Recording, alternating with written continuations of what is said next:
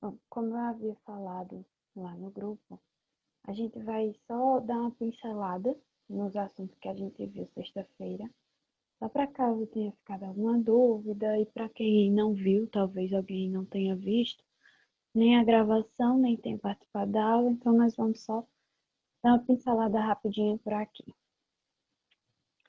Então, anatomia, né, que é a ciência que vai estudar a constituição e desenvolvimento do corpo, vai estudar todo o corpo. A posição anatômica, que vai ser sempre nessa postura, sempre com a postura bem ereta, com a posição ortostática, cabeça voltada para frente, olhar dirigido para o horizonte, membros superiores estendidos ao lado do tronco, palmas das mãos e também as pontas dos pés sempre voltadas para frente, e membros inferiores unidos, igual esse bonequinho que está aí, que eu coloquei. Sempre vai ser dessa forma. É a posição anatômica que é importante para os estudos e também para torna-se mais fácil o estudo do corpo com essa posição. Nomenclatura anatômica, algumas nomenclaturas, né? Superior e inferior, região cranial, região do crânio, da cabeça, tudo que for para cima é superior, e inferior a parte de baixo, a região caudal dos pés, pernas, enfim. Então, superior a parte de cima, inferior a parte de baixo. Anterior e posterior. Anterior é a parte ventral, parte da frente, digamos, o rosto é anterior e a cabeça atrás é posterior. O peitoral é anterior e as costas, as costelas, são posteriores. Então, anterior é a parte ventral, posterior a parte dorsal. Medial e lateral, tudo que for perto da linha média do corpo, da linha média que divide o corpo bem no meio, tudo que estiver perto dessa linha média do corpo vai ser medial. E tudo que estiver mais afastado dessa linha média do corpo vai ser lateral. Como, por exemplo, o polegar. O polegar, ele está aqui nessa posição, ele está lateral, está na lateral. Já a parte aqui do dedo midinho, dessa parte da mão, está na região medial. Por quê? Porque a parte do dedo midinho está mais perto da linha medial e o polegar está mais afastado da linha medial, da linha média do corpo. Então, esse lado do polegar fica sendo a região lateral e esse lado do dedo midinho a região lateral, medial, desculpa. Proximal e distal. Proximal que estiver perto do tronco. O tronco, tudo isso aqui. Então, tudo que estiver perto do tronco, mais perto do tronco, vai ser proximal. E o que estiver afastado do tronco vai ser distal. Um exemplo disso é aqui no fêmur, por exemplo, o osso da coxa. A região aqui do fêmur em que se encaixa, a cabeça do fêmur que se encaixa com o quadril, ele é a região proximal, porque está mais perto do tronco. Já aqui na região do joelho, vai ser distal, porque está afastado do tronco. Sempre que for analisar os segmentos, um osso, alguma coisa do tipo, um músculo, você vai ver isso. Qual o lado que está mais perto do tronco?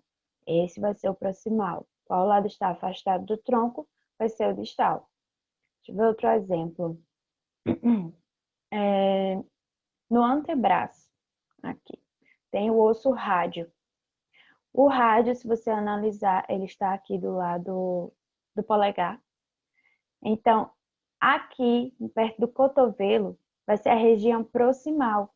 Porque se você, digamos, esticar esse braço, se você esticar esse braço, vai ficar, o que é que vai ficar mais longe? A parte da mão ou a parte do cotovelo? A parte da mão. E a parte do cotovelo vai estar mais perto do tronco. Então, do osso do rádio, que fica aqui nesse lugar, vai ser a parte mais perto do cotovelo, é a região proximal, porque está perto do tronco. E aqui no finalzinho do osso, perto do punho, perto da mão, vai ser a região distal, porque está mais afastado do tronco. Já superficial e profundo, superficial, o nome já diz, a superfície do corpo. A pele, por exemplo. A pele está na região mais superficial, comparado aos músculos que estão mais dentro do corpo, comparado a um órgão como o coração. O coração, desculpa. O coração, ele fica na região mais profunda, se comparada ao músculo em si. O músculo do braço, tudo que estiver mais perto de fora, digamos assim, vai ser superficial. E o que estiver mais para dentro vai ser a parte profunda. Alguma dúvida nessas questões?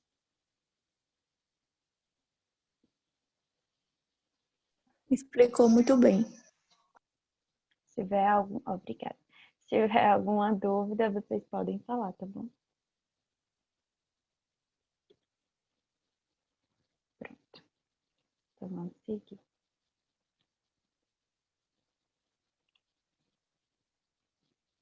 Os cortes anatômicos. Os cortes vai ter a parte dos planos e dos eixos. Os planos são divididos em três, que é o plano sagital, o plano horizontal ou transversal e o plano frontal ou coronal. O plano sagital, ele vai dividir o corpo em direito e esquerdo, que é esse primeiro bonequinho aqui. Vai passar, digamos que um espelho, uma lâmina, vai atravessar o corpo bem no meio, dividindo ele em direito e esquerdo. Esse é o plano sagital. Já o plano horizontal ou transversal, ele vai dividir o corpo em superior e inferior, que é esse segundo aqui. Está passando uma lâmina bem no meio do corpo, na região da cintura, do quadril, digamos, mas não é obrigatório ser nessa região, tá bom? Digamos que eu quero dividir o crânio num plano horizontal. Então, eu vou passar um corte bem no meio da cabeça do indivíduo, passar uma lâmina aqui, deixando a parte de cima e a parte de baixo separadas. Então, o plano horizontal ou transversal vai dividir o corpo em superior e inferior, a parte de cima e a parte de baixo. Já o plano frontal ou coronal vai dividir o corpo em anterior e posterior, a parte de frente e a parte de trás, como esse terceiro bonequinho. Passa uma lâmina bem no meio, digamos que na lateral da pessoa, do corpo, e aí vai deixar esse corpo dividido, separado, a parte da frente e a parte de trás. Já os eixos, eles vão cortar esses planos, eles vão atravessar esses planos. Tem três também. O eixo látero-lateral, ele vai cortar o plano sagital. Se o plano sagital vai dividir o corpo em direito e esquerdo, então ele está em pé. Então o eixo ele vai vir atravessando ele. Como eu fiz na outra aula, deixa eu abrir minha câmera para mostrar. Digamos que aqui seja o plano sagital, minha mão. Então, o eixo látero-lateral, látero-lateral, então vem das laterais. Então, se o plano sagital está assim, vai vir um eixo que vai perfurar esse plano, vai vir atravessando esse plano. Deixa eu só aceitar aqui uma pessoa.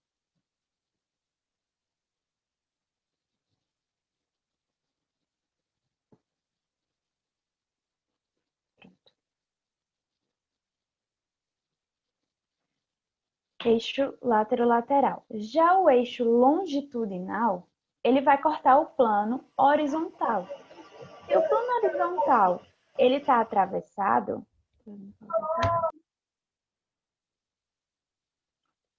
se o plano horizontal ele está assim deitado, tem que vir o eixo cortando ele ou de cima ou de baixo.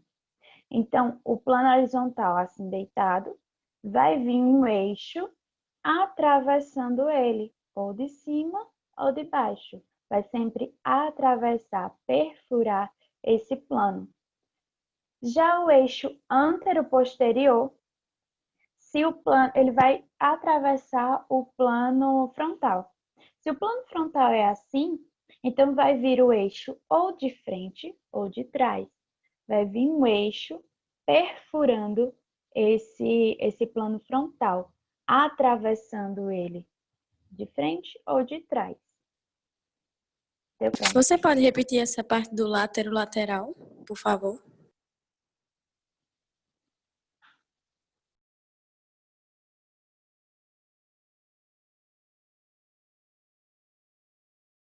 repetir qual, que eu não entendi?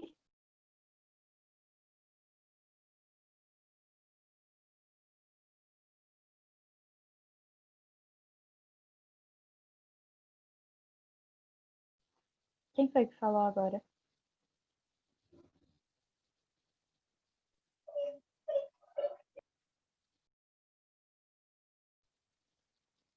Vocês estão me ouvindo?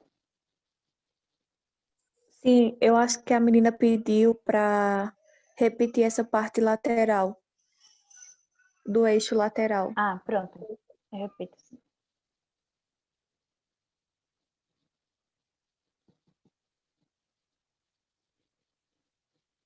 Então, esse eixo lateral, ele vai estar cortando o plano sagital. Deixa eu abrir de novo a câmera. O plano sagital, ele é assim, digamos, vou mostrar aí no bloquinho que eu mostrei. Se o plano sagital é assim, em pé, vai vir uma linha, digamos assim, uma linha ou um prego, imagine alguma coisa, eu vou pegar meu lápis para mostrar. O plano sagital é assim, para atravessar e deixar o corpo dividido em direito e esquerdo. Então, vai um eixo cortando, perfurando esse plano das laterais. Por isso, no lateral, o eixo vem das laterais, cortando. Tá cortando para todo mundo ou só para Tayane? Deixa eu ver aqui na minha internet. Só um segundo.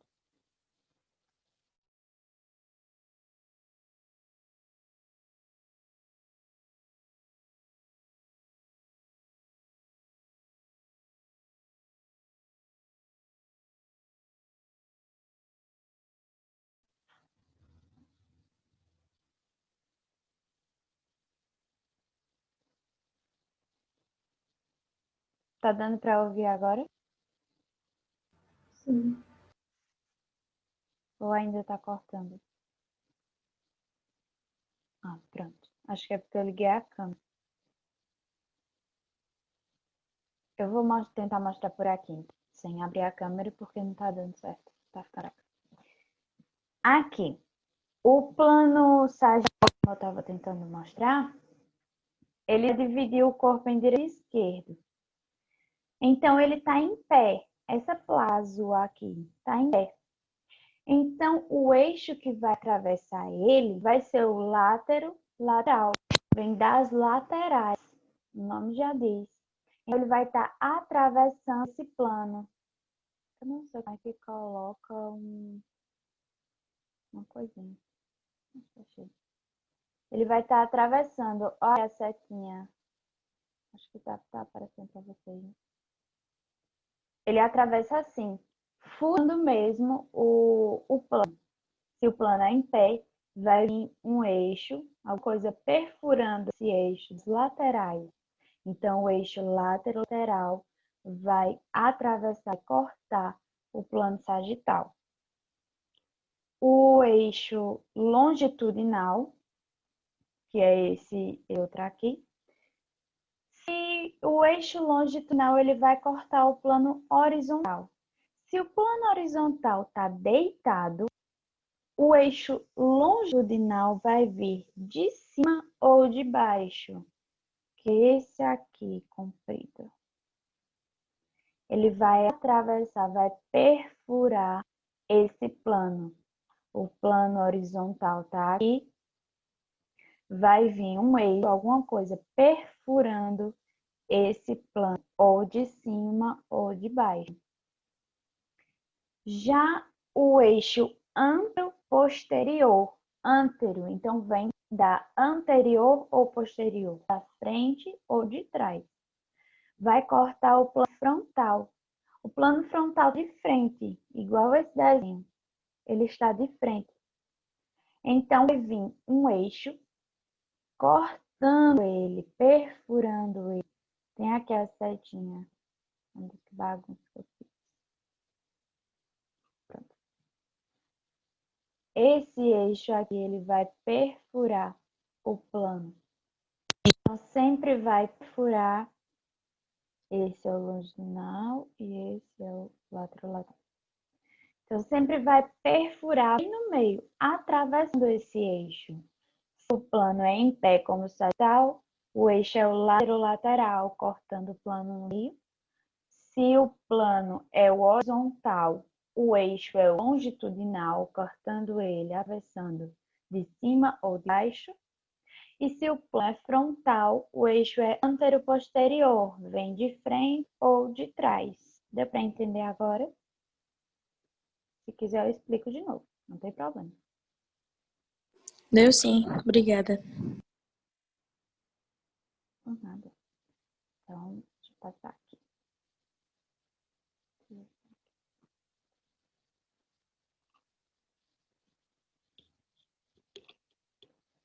Então, vamos entrar aqui no sistema esquelético. Eu não limpei a bagunça. O sistema esquelético, no caso, a osteologia. A osteologia, que é o estudo dos ossos. Geralmente, o número de ossos é de 206, mas pode haver variação. Pelos estudos, são 206 ossos. E osso é um órgão esbranquiçado, muito duro, e que por meio de junturas ou articulações vão formar o esqueleto. Imagina se não tivesse as articulações, como era que esses ossos iam se ligar um ao outro para formar esse esqueleto. Então é necessário a juntura ou articulação, pode ser esses dois nomes. Então, é um órgão esbranquiçado e muito duro, que pelas articulações vão formar esse esqueleto. As funções desse esqueleto, suas principais funções são essas que eu coloquei no slide. Proteção das estruturas vitais, como coração, pulmões e cérebro. Hoje, como a gente vai ver os ossos do crânio, nós vamos ver que o crânio, todos os ossos do crânio, eles vão proteger esse cérebro, a caixa craniana. Então, uma das principais funções desse esqueleto é proteger os órgãos vitais. O coração e os pulmões que ficam aqui. A caixa torácica está protegendo esse coração e esses pulmões. Imagina se não tivesse a caixa torácica. Se a gente levasse uma queda qualquer, já ia prejudicar em muito esses órgãos, porque eles são mais sensíveis. As estruturas vitais, os órgãos vitais, que são extremamente importantes para nós. No caso da criança, que tem a moleira, né? Que a gente chama moleira, que não tem ainda os ossos do crânio formados. Então, essa criança, a gente tem sempre o maior cuidado do mundo, né? Porque se uma criança dessa cair, o risco dela prejudicar, de machucar a cabecinha dela, o cérebro dela é muito perigoso. Então, por isso, é uma das principais funções, é a proteção das estruturas vitais. Mas há também outras, como a base mecânica para o movimento, e no caso já junta aí com a conformação e sustentação do corpo, porque esses ossos vão servir de apoio, um apoio para o corpo de caminhar, correr, como esse esqueletinho aí doidinho andando. Se não fosse os ossos, se fosse só músculos, articulações e órgãos, a gente não teria o sustento necessário para conseguir caminhar, para conseguir fazer qualquer movimento.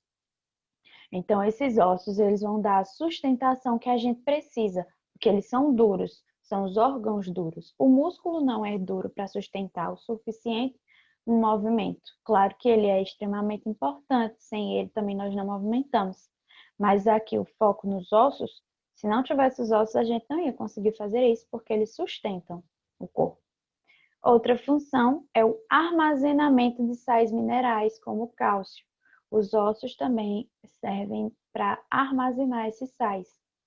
E tem a função hematopoética, que é o suprimento contínuo de células sanguíneas novas. A hematopoiese vai estar produzindo novas células sanguíneas, repondo no corpo as células sanguíneas.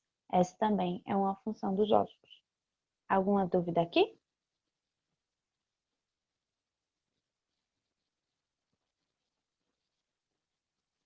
Qualquer coisa vocês podem falar, tá bom?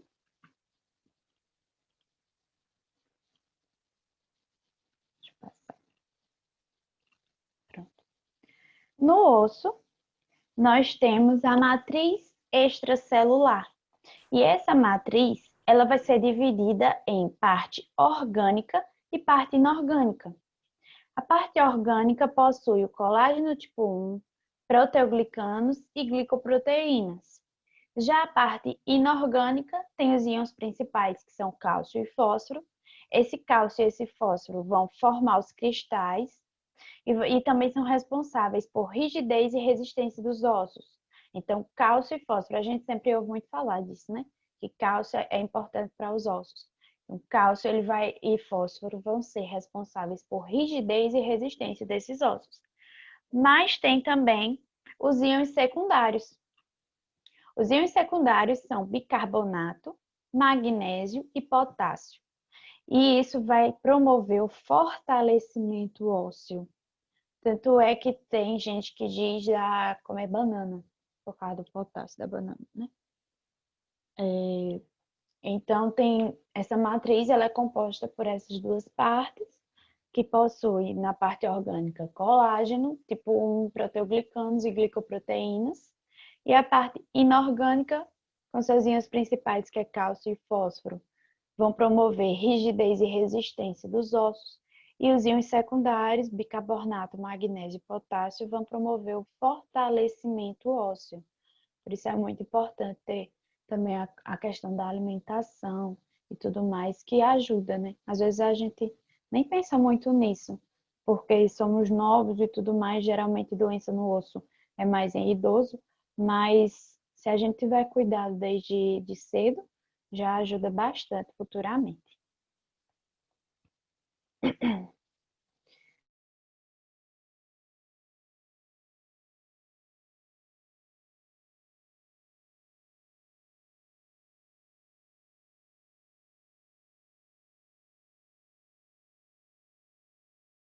Eles vão ser importantes na manutenção da matriz óssea. Eles vão manter essa matriz. Mas para manter, precisa ter a matriz. E quem vai produzir essa matriz são os osteoblastos. Esse segundo aqui. Os osteoblastos vão produzir essa matriz extracelular, a matriz óssea, produzindo assim colágeno tipo 1, glicoproteínas e proteoglicanos. E assim vai formar essa matriz. E os osteoclastos, eles são responsáveis pelo processo de reabsorção óssea. Então, os osteoblastos, eles vão produzir a matriz, os osteócitos vão manter essa matriz e os osteoclastos participam da reabsorção óssea. A estrutura do osso, ela pode ser dividida em compacta e esponjosa.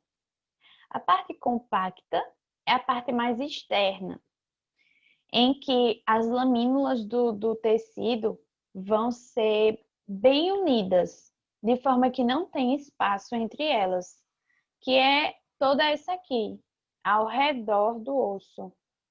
Toda essa ao redor do osso, essa partezinha aqui, vai ser a parte compacta, que é a parte mais externa.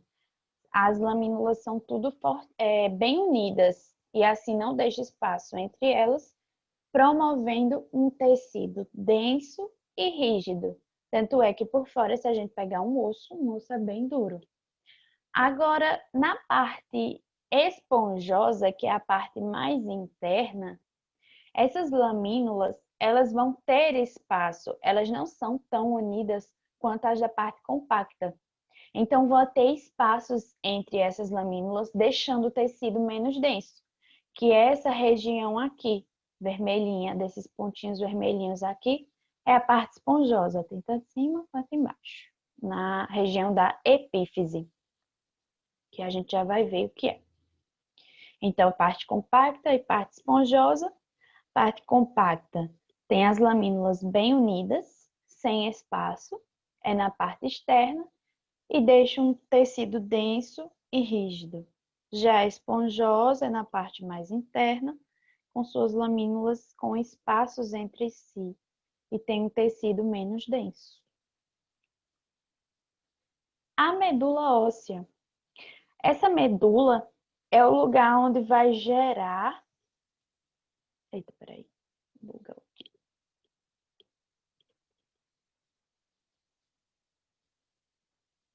Desculpa. Essa medula óssea vai ser o lugar onde vai gerar todas as células sanguíneas circulantes. Então, essa medula, ela promove a produção dessas células. Ela é dividida em vermelha e amarela. A medula óssea vermelha, ela está no osso esponjoso, naquela parte vermelhinha que estava cheia de pontinhos que eu estava mostrando aqui em cima. A medula óssea vermelha está localizada nesse tecido esponjoso, no osso esponjoso, que é a parte interna. E a função dessa medula óssea vermelha vai ser formação das células sanguíneas, como eritrócitos, leucócitos, plaquetas, hemácias. Todas as células sanguíneas vão ser formadas pela medula óssea vermelha, que está localizada no osso esponjoso. Já a amarela, ela está na diáfise dos ossos longos. A gente já vai ver o que é diáfise, mas é o meio do osso, onde possui um canal medular, tipo um buraco, onde dentro vai estar essa medula óssea amarela. A função dela vai ser preencher os ossos, já que tem esse espaço, e assim substituir também a vermelha, porque com o decorrer do tempo vai se perdendo a medula óssea vermelha e a amarela vai ficando no seu lugar, ok? Então, a medula óssea vai ser onde gera todas as células sanguíneas circulantes e tem a vermelha e a amarela. A vermelha no osso esponjoso, que vai formar as células sanguíneas em si, os eritrócitos, leucócitos, plaquetas, e a amarela que vai substituir a medula óssea vermelha, ficando assim na diáfise dos ossos longos, no canal medular, que a gente já vai ver ele aqui. Então, a classificação tem dois tipos de esqueleto. Ele é dividido em dois, o axial e o apendicular. O axial, ele é composto pelos ossos da cabeça, pescoço e tronco. Então, toda essa região aqui desse esqueleto, em que está a cabeça, a coluna, o tronco, que é o tórax, o abdômen, tudo isso aqui faz parte do esqueleto axial. E o apendicular são os membros, tanto inferior quanto superior. Então, para diferenciar isso, é só lembrar. O apendicular, foca aí no apendicular. O apendicular são os membros. Então, todo o resto vai ser axial. Heriberto levantou a mão. Tu quer falar? Pode falar. Eu tenho uma pergunta sobre o esqueleto apendicular. Certo. Por que a escápula nem a clavícula são considerados membros? A escápula e a clavícula, elas apoiam, digamos assim, elas são a união, vai unir essas coisas. Os membros são apenas o braço, antebraço, mão, punho. Aí, no caso da parte inferior, vai ser o fêmur, esses ossos aí, que a gente já sabe. Aí, no caso, Só o osso coxal também não é um membro, ou é? não. Digamos que é assim, tem os membros, que a gente já sabe, aí a escápula, clavícula e os ossos do quadril vão servir só para unir os membros com a parte axial. Porque se não tivesse esses dois, aí não teria como se unir ao axial, porque não teria como encaixar aqui embaixo mesmo no sacro. Como era que o fêmur ia se encaixar aqui? Não teria um espaço, um local para ele se encaixar. Por isso tem o osso do quadril, os ossos do quadril aqui. Então, eles não são membros, eles vão ser as cinturas. A gente chama de cintura escapular, que é aqui a de cima com a escápula e a clavícula, e a cintura pélvica, que possui os ossos do quadril. Então, eles não fazem parte dos membros. Eles vão encaixar, vão ajudar nessa união dos membros com a parte axial. Pronto, entendi. Obrigada. Nada. Então, como eu estava falando, né? Os ossos da escápula, clavícula e do quadril vão ser as cinturas escapular e pélvica. Cintura escapular, escápula e clavícula, cintura pélvica, os ossos do quadril. E essas duas cinturas, elas vão estar ajudando na união, vai estar unindo esse esqueleto axial com a apendicular. A reunião vai acabar, eu vou terminar aqui, porque senão ela vai cortar do nada, e aí eu abro outra de novo, porque já acabou os 40 minutos, certo? Rapidinho.